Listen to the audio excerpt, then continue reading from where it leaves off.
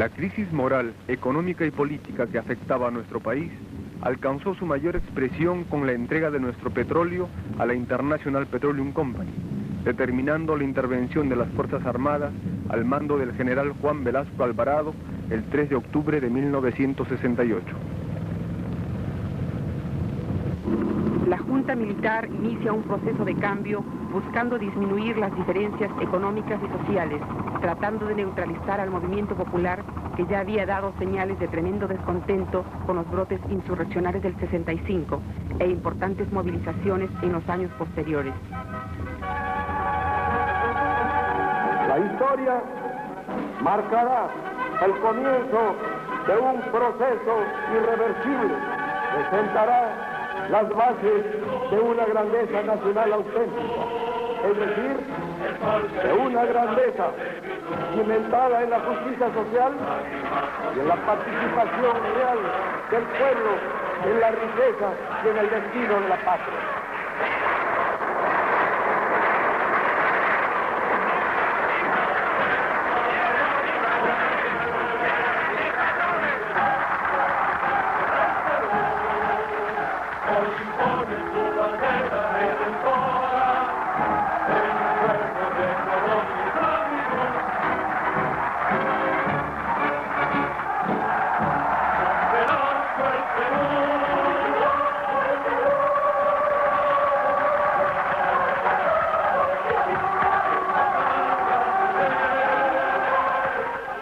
En su afán de conseguir una base social que sirva de sustento a su política, el gobierno crea el Sistema Nacional de Apoyo a la Movilización Social.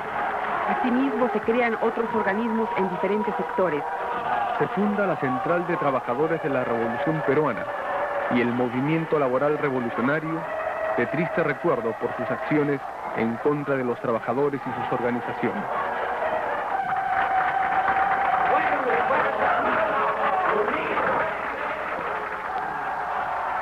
El gobierno militar encuentra un movimiento sindical que se apartaba cada vez más del predominio de la central aprista, engrosando las filas de la Confederación General de Trabajadores.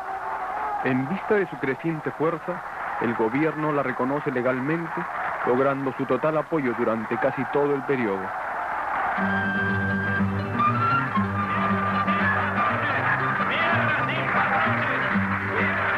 Frente a las limitaciones de las reformas para satisfacer sus principales demandas, el movimiento popular inicia una serie de luchas.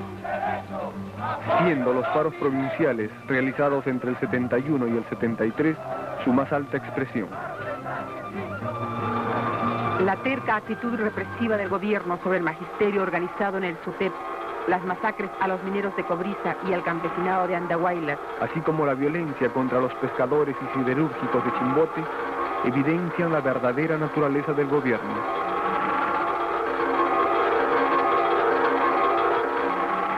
La crisis económica que golpea con fuerza al 73 afecta también el equilibrio al interior de las Fuerzas Armadas, llegando a un punto crítico con la huelga de la policía el 5 de febrero de 1975. En Lima estalla el saqueo y la turba ataca e incendia edificios públicos. El APRA es señalada como responsable de esta zonada. Hay un reacomodo de fuerzas al interior del gobierno que debilita la tendencia reformista liderada por Velasco, que queda totalmente aislado. Así comienza la llamada segunda fase, asestando duros golpes a la economía popular. Se eliminan los subsidios a muchos alimentos básicos. La gasolina sufre una brusca alza, aumenta la devaluación y se inicia el retroceso de las reformas.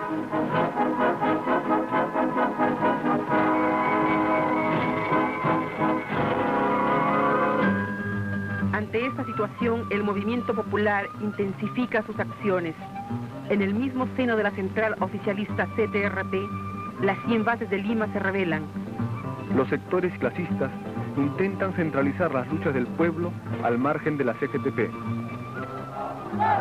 En 1976, una verdadera ola de paros y huelgas a nivel regional estalla en toda la República, comprometiendo no solo a los sectores organizados de trabajadores y campesinos, sino a la población en general, que se unen en los frentes de lucha departamentales.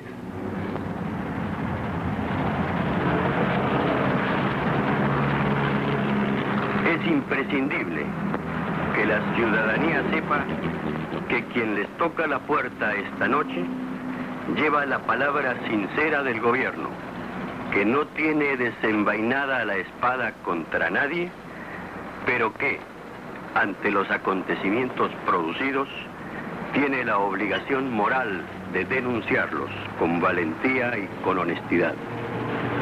Estos acontecimientos no se han generado en forma espontánea y aislada.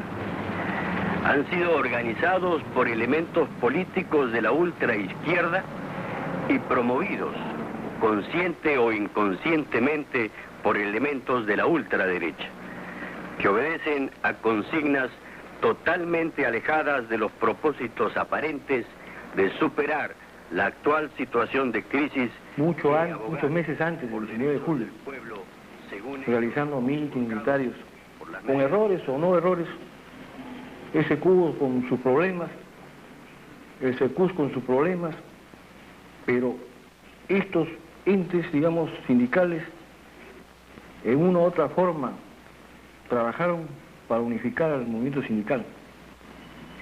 Esos mítines que se daban con fuertes discrepancias, pero que en un momento dado ya nos podíamos sentar en una mesa a discutir dirigentes sindicales de diferentes tendencias políticas, y se avisoraba de que en realidad los problemas de los trabajadores, o sea, sus necesidades, eran lo que primaba en esos momentos. Y es así como, al llamado, a la preocupación de algunas federaciones independientes, los que estábamos buscando también la unidad, es que decidimos reunirnos y analizar profundamente la crisis por la cual estaba sufriendo el pueblo peruano. En julio de ese año teníamos en primer lugar el paquete de alza de medidas que había dado el ministro de ese entonces, Piazza. Luego se tenía que tener en cuenta que en ese momento estaba vigente el decreto supremo 011 del año 76, por el cual el gobierno militar de ese entonces facultaba a las empresas a hacer el despido de los trabajadores, acusándolos de sabotaje a la producción. Otra cosa también que se tiene que destacar, que el paro se realiza en plena suspensión de garantías. Yo creo que cuando los 5 federaciones nos reunimos en este local de Luz y Fuerza, todos los dirigentes teníamos la percepción de que el paro puede ser exitoso. Teníamos la plena seguridad, es decir, que estábamos hablando a nombre de un movimiento en marcha.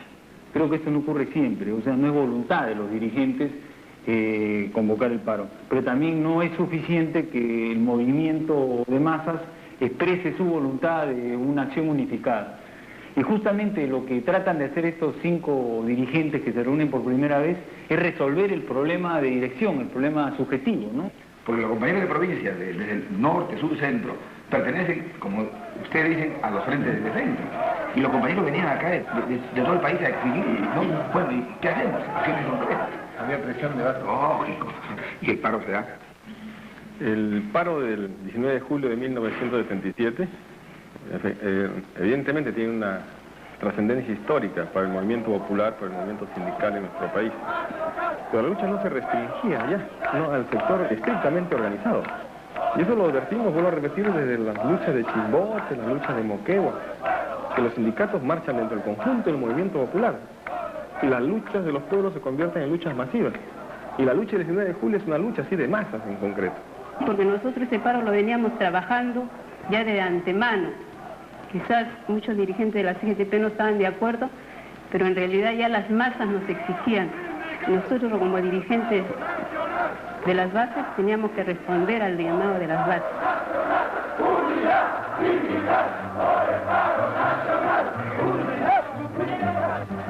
Hacemos un llamado a todas las bases de las centrales sindicales para que se sumen a esta acción de lucha.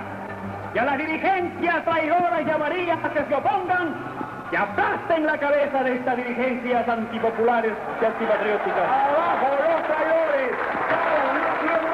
¡Compañeros, que viva el comando unitario!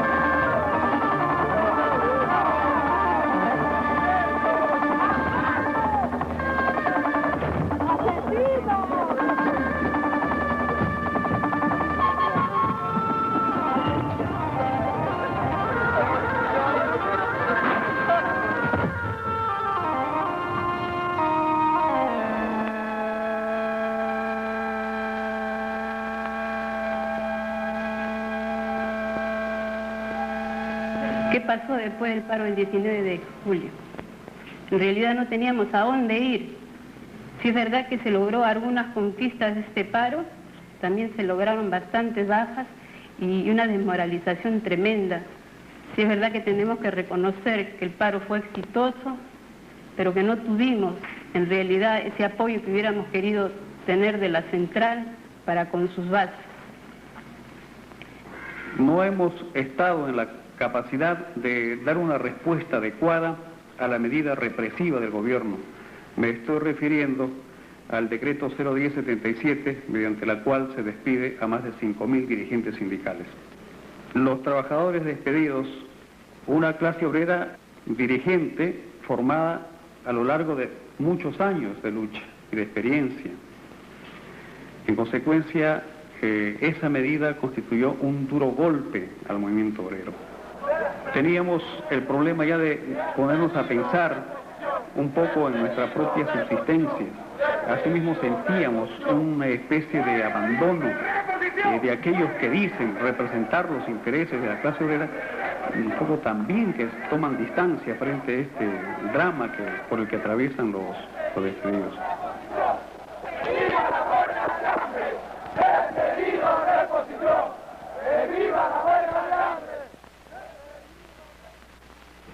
¿Por qué uno realiza un paro? Un paro tiene una naturaleza de respuesta política, de respuesta sindical, de avance en la organización, de provecho precisamente en los avances de unidad, de centralización de fuerzas.